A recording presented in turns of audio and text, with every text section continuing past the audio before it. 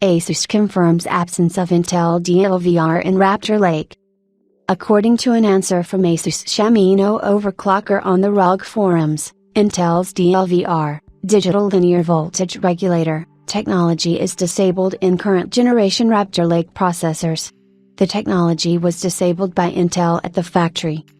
The answer was made in response to a question from forum user ROG why the DLVR feature set disappears in the Z690 Hero FE, to which Shamino replied that in the engineering samples of Raptor Lake chips, DLVR is enabled and works, but it was disabled during development.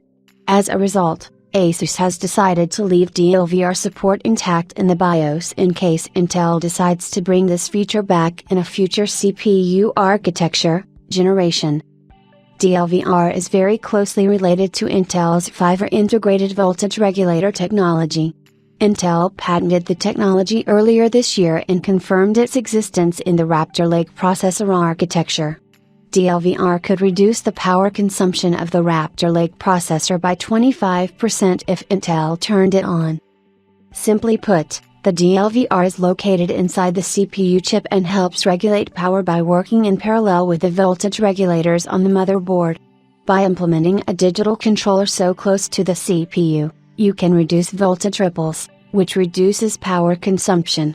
Intel's patent states that the processor's VID, the voltage requested by the processor, can be reduced by as much as 160 mV. Since power is proportional to the square of the voltage, hence the 20 to 25% reduction in power. According to a forum post, ASUS has several DLVR settings to control the behavior of the digital controller on the Z690 Hero, automatic, enabled, and disabled. There is also an option enable CPU bypass DLVR mode. It's not clear what the difference might have been between disabled and bypass modes, but this feature was included in the development process. It's also unclear why Intel decided to disable DLVR during development of Raptor Lake.